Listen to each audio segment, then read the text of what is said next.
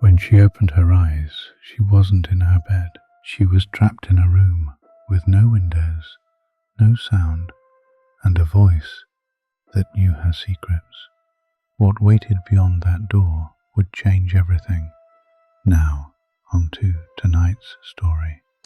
Welcome to Simply Sleepy. Take a deep breath. Let it out slowly. Allow your body to settle wherever you are right now. Feel the weight of the day drift down and away, as if you are placing every worry onto a shelf for safekeeping. Tonight, we will journey into a tale of silence, of fear, and of hope renewed. A story that begins in stillness and ends in freedom. Let's begin. She awoke to silence. Not the soft kind of silence that follows a snowfall or lingers after midnight. This silence was heavy, suffocating, like a living thing pressing down on her chest. For a moment she thought she was dreaming. Her vision swam in the pale light of a flickering bulb above her, and the damp chill of concrete seeped into her skin. She inhaled, sharp and unsteady. The air smelled of dust, metal, and something faintly sour, like water left stagnant in pipes. Her tongue was dry, her head throbbed. "Hello," she whispered. The word slid out and died almost instantly. No echo, no bounce off the walls. The silence swallowed it whole. Her pulse quickened. The silence wasn't emptiness. It was active, almost alive, a predator lurking unseen. She forced herself upright, legs trembling beneath her. The room was small. She paced it with hesitant steps, counting as she went. 10 steps one way, 10 steps the other. That was all. The walls rose bare and grey, scarred with damp streaks. A door stood on the far wall, tall and iron thick, with no handle, no lock she could touch, no keyhole she could peer into. It was a barrier meant not to open, not for her. Her gaze snagged on the corner, a store. On it, an old tape recorder. Click. Her body stiffened. The recorder whirred to life. A voice, low, distorted, calm in a way that set her nerves on edge. You dig where you shouldn't dig. You ask questions that should remain buried. You know who I am, and soon you'll know what silence feels like. Her stomach turned to ice. She couldn't place the sound of the voice, but she felt its shadow. She had chased shadows like this before. She was a journalist. She had written stories that pulled rotten things into the light. Councilmen who siphoned funds, developers who laundered money, officers who looked the other way, crooked men, powerful men. The tape ended with a snap, and once again the silence returned. She rushed to the walls. Her palms slapped against the concrete, rough and damp. No seams, no cracks to pry open. She pressed her ear to the surface, listening desperately. Nothing. Her fists pounded against the steel door, again and again, until her knuckles throbbed and split. But even the noise of her own strength sounded weak, muffled, as though the room itself was swallowing her cries. Her body slid down to the floor. She wrapped her arms around her knees and buried her head. Tremors shook through her chest.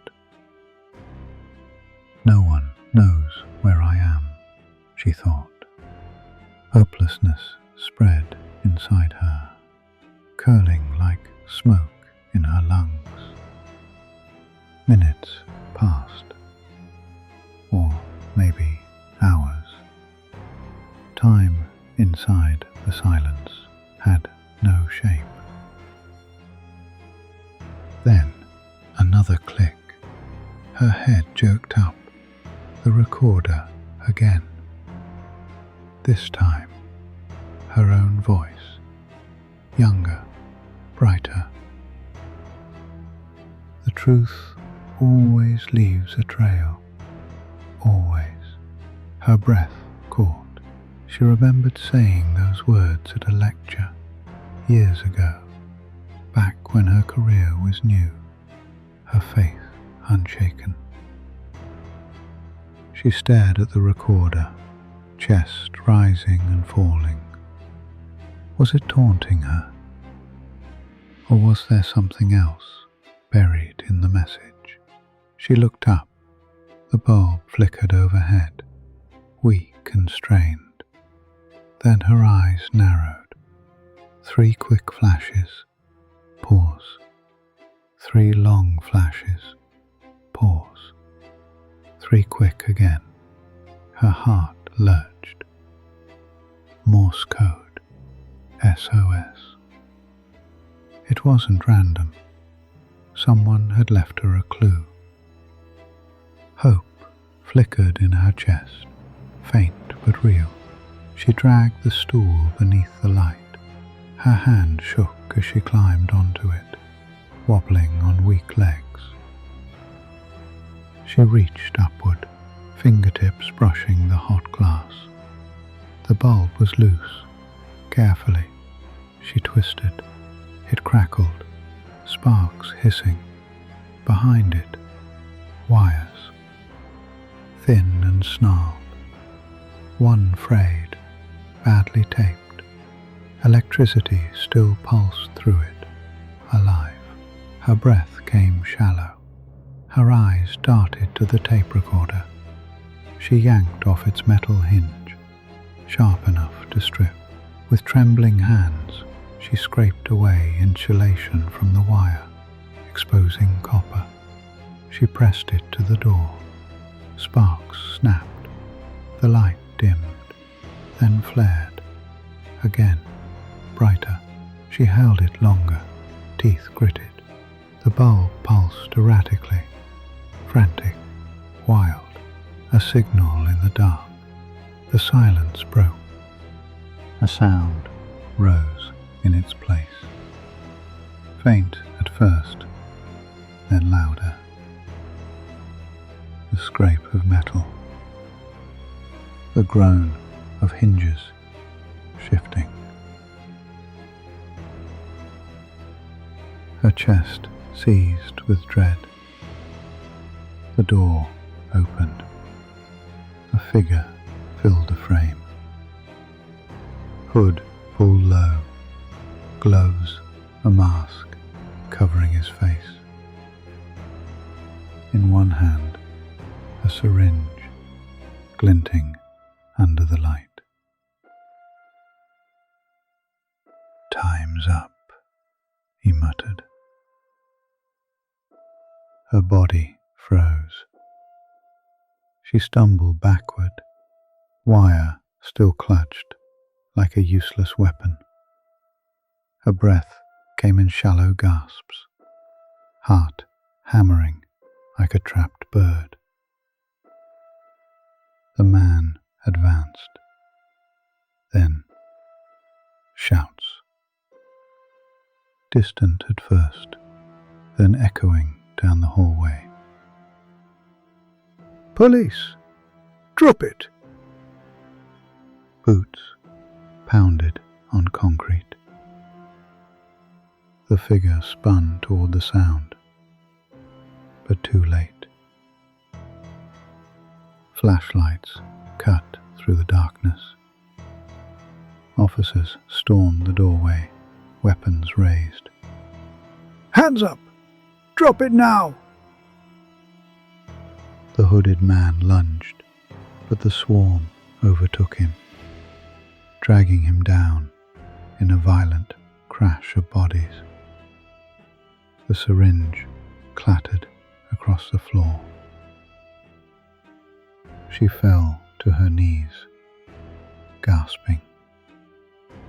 Tears burned her eyes, though she hadn't realized she'd been holding them back. Relief washed through her in ragged waves. The silence had been broken. Strong hands lifted her gently. "You're safe now," an officer whispered.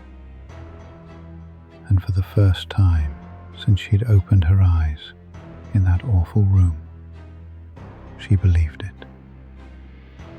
She sank to her knees, shaking. The silence had broken. Hands reached for her. Gentle hands. "You're safe now," someone whispered. And for the first time since she woke, she believed it. Later, she would learn how it happened. How her editor had raised the alarm.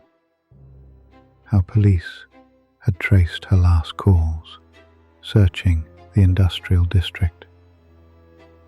And how her desperate spark of light had been seen by surveillance teams sweeping the area.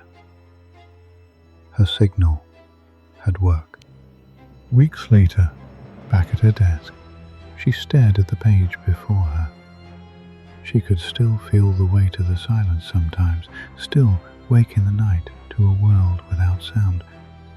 But she also felt something else, stronger than fear. A story would be written, not just about the corruption, not just about the man behind the mask, but about the silence meant to bury her. Because she had learned something in that room. Hope isn't the absence of fear. Hope is the defiance of silence. And her voice, her truth, would carry louder than ever. Take a slow breath. Let the story settle like a dream fading into the night. From silence to sound, from fear to freedom, from hopelessness to hope. Carry that quiet strength with you as you drift to sleep. Good night.